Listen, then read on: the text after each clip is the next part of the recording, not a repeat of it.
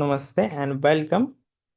आज के इस क्विक रिवीजन कोर्स में आप सभी का स्वागत है। और आज का हमारा टॉपिक है yoga practices according to Patanjali yoga. उसमें हम बहिरंग योग और अंतरंग योग देखेंगे। तो इसमें अष्टांग योग आता है। तो अष्टांग योग एक व्यापक गहन योग प्रणाली है जिसमें 8 अंग शामिल है। यह जो 8 अंग है वो शारीरिक, मानसिक, आध्यात्मिक स्वास्थ्य को संतुलित करने के लिए एक व्यापक दृष्टिकोण प्रदान करते हैं। तो वो 8 अंग कौन से हैं? यम, नियम, आसन, प्राणायाम, प्रत्याहार, धारणा, ध्यान, समाधयो अष्टांगानि। तो ये साधन पाठ में सूत्र आता है। यम कौन से है? यम में 5 यम है। या हालांकि हमने 4 ही लिखे हैं। तो अहिंसा, सत्य, अस्तेय, ब्रह्मचर्य, परिग्रह च यमः। 5वां जो है अपरिग्रह। तो अहिंसा क्या होती है? तो अहिंसा विचार, शब्द या कर्म में अहिंसा का पालन करना। सत्य क्या होता है? सच्चाई का पालन करना। अस्तेय क्या होता है? भौतिक वस्तुओं के प्रति या चोरी न करना, मन से भी चोरी न करना। देन ब्रह्मचर्य क्या होता है? कि इंद्रिय संयम रखना। और अपरिग्रह क्या होता है? कि बहुत सारी वस्तु संचित न करना।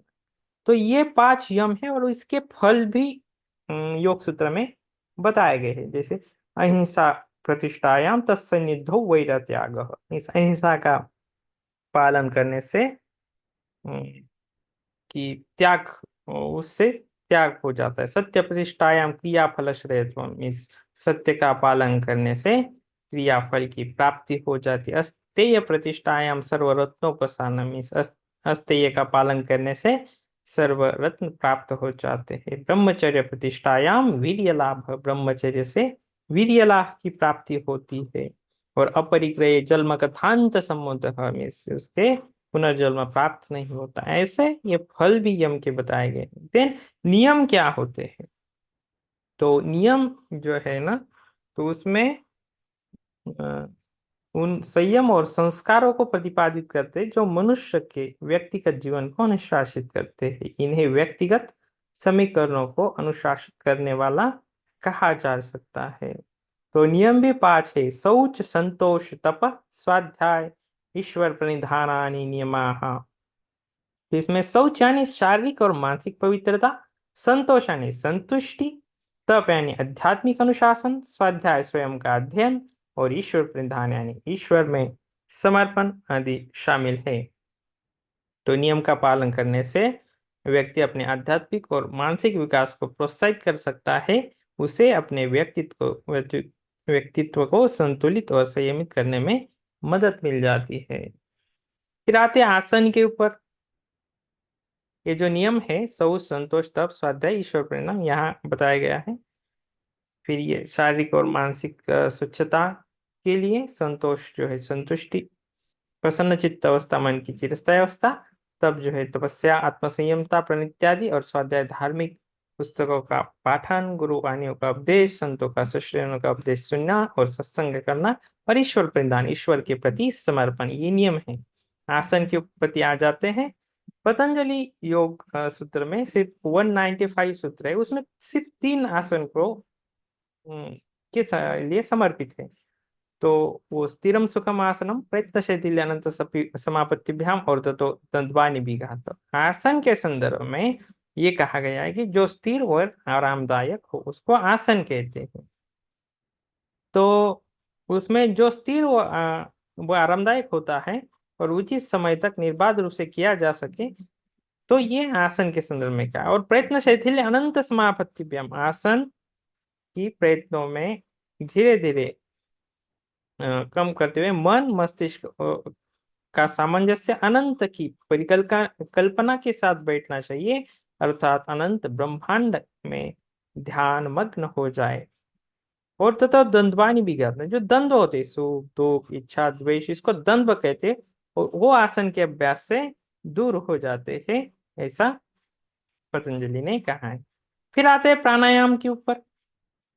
प्राणायाम की व्याख्या है तस्मिन् सति श्वास प्रश्वास योग गतिर्विच्छेद प्राणायाम। प्राणायाम की मूल अवधारणा श्वास अंदर खींचने की क्रिया और श्वास बाहर छोड़ने की क्रिया पर आधारित है। और ये जो अवधारणा है ये पतंजलि योग सूत्र में बताई गई है। तो प्राणायाम के बेसिकली 4 टाइप उसमें वहां का आ गया है कि श्वास लेने की प्रक्रिया, श्वास छोड़ने की प्रक्रिया, श्वास रोकने की प्रक्रिया, और चौथा इंद्रियों से परे है। पतंजलि के अनुरूप प्राणायाम का अभ्यास चित्त को धारणा के लिए अनुकूल बनाता है, और इसके अतिरिक्त प्राणायाम का अभ्यास अशुद्धियों का जो आवरण है, जो हमारे विद्यमान ज्ञान के प्रकाश को ढका हुआ है, तो अर्थात ज्ञान भी प्रकाशित होने लग जाता है। देन ये यम, नियम, आसन, प्राणायाम, प्रत्याहार, ये पतंजलि के अनुरूप क्या है? बहिरंग योग है। और जब हम यहाँ से आगे जाते हैं धारणा, ध्यान, समाधि, तो उसको अंतरंग योग कहते हैं। अब आते हैं प्रत्याहार के ऊपर। प्रत्याहार का तात्पर्य है कि अपनी स्व-विषया संप्रयोगे चित्तस्य स्वरूपानुकार इंद्रिय नाम प्रत्याहार, अर्थात इंद्रियों का ध्यान उसके संबंधित विषयों से वापस खींचना, उसके प्रति अनासक्ति उत्पन्न करना, बिल्कुल कछुए की भांति जो अपना पैरों की को कवच अंदर समेट लेता है और खींच लेता है। तो योग प्रथम 4 शाखाओं जो है बहिरंग योग कहते हैं, और अंतिम 3 को अंतरंग योग कहते हैं। अब आते हैं अंतरंग योग के ऊपर। तो पहला है धारणा, देश बंध चित्तस्य धारणा, मीन्स किसी भी चित्त को स्थिर करना की जो प्रक्रिया है वो धारणा है। धारणा का अर्थ है एकाग्रता। यह पहली अवस्था है। अंतिम सूत्रों में पतंजलि ने कहा है कि किसी भी वस्तु पर ध्यान लगाया जा सकता है, बस परिस्थिति यह होनी चाहिए कि ध्यान लगाने वाला जो व्यक्ति है वो उस वस्तु के प्रति लगाव हो। फिर आते ध्यान, तत्र प्रत्येकतानता ध्यानम, अर्थात कि एक किसी जो धारणा की है उसको ही कंटिन्यू करना, तो उसको फिर ध्यान में वो अ, परिवर्तित हो जाता है। और समाधि तदेव अर्थ मात्र निर्भास स्वरूप शून्य में, जो ध्यान करते करते उसको ही आगे लेके जाएंगे तो वो समाधि कही गई है।